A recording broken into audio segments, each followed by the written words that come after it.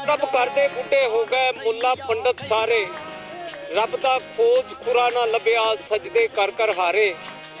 रब दा तेरे अंदर वसदा विच कुरान इशारे, ते बुल्ले शाह रब उन्हां नूं मिलदा जिहड़ा अपने नफ्स नूं मारे।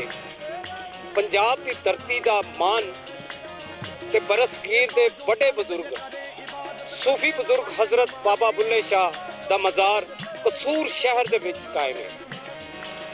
ਇਹੋ ਵਜ੍ਹਾ ਹੈ ਕਿ ਪੂਰੇ ਬਰਸਗੀਰ ਦੇ ਵਿੱਚ ਕਸੂਰ ਦਾ ਨਾਮ ਬਾਬਾ ਬੁੱਲੇ ਸ਼ਾਹ ਨਾਲ ਮਨਸੂਬ ਹੈ ਔਰ ਇਸ ਵਜ੍ਹਾ ਤੋਂ ਜਾਣਿਆ ਜਾਂਦਾ ਹੈ। जी अस्सलाम वालेकुम जी नाजरीन, मैं अनवर माही ते मैं इस वक्त हजूर लजपाल बाबा बुल्ले शाह सरकार के दरगाह ते हाजिर हाँ। ये लजपाल वेड़ा कसूर दी, ये शान आन बान कसूर दी, ये लाड़ा है कसूर दा, ये लजपाल है कसूर दे, ये ताजदार ने कसूर दे।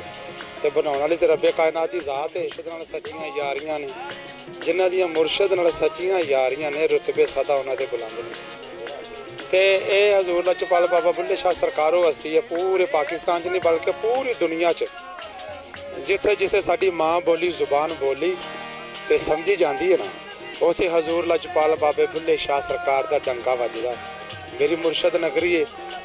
अज मैं जो कुछ भी हाँ, अगर मेरी माड़ी मोटी पहचान है इस पाकिस्तान च या पाकिस्तान तो बाहर भी मैनू लोग जानते हैं, मैनू अक्सर मेरे नाल राबता करते हैं, तो सिर्फ मेरे हजूर मेरे मुर्शद लजपाल बाबा बुल्ले शाह सरकार की वजह तो कि साडे सरकार ने रांझा चाक न आखो कुड़ियो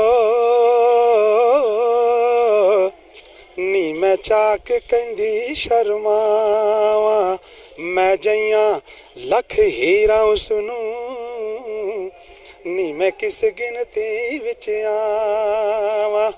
ओ भी तख्त हजार दा मालिक जे मैं हीर सयाल सदावा, नी एक वारी हाँ एक वारी जे आखे रांझा नी मैं चाक दी चाक हो जा। सरकार बुल्ला शाह जो दिल की ख्वाहिश है सब दी पूरियां करता है, सच्चे दिल ना मंगो तो सब कुछ हुंदा है। जुबानी कलमा हर कोई आगे ते दिल दा पढ़दा कोई हो, ते जिथे कलमा दिल दा पढ़िए उत्थे जुबान ना लैंदी टोई हो, के दिल दा कलमा आशिक पढ़ दे के की जान यार गुलोई हूँ। एक कलमा मैनू पीर पढ़ाया के बहुत सदा सुहागन होई हूँ।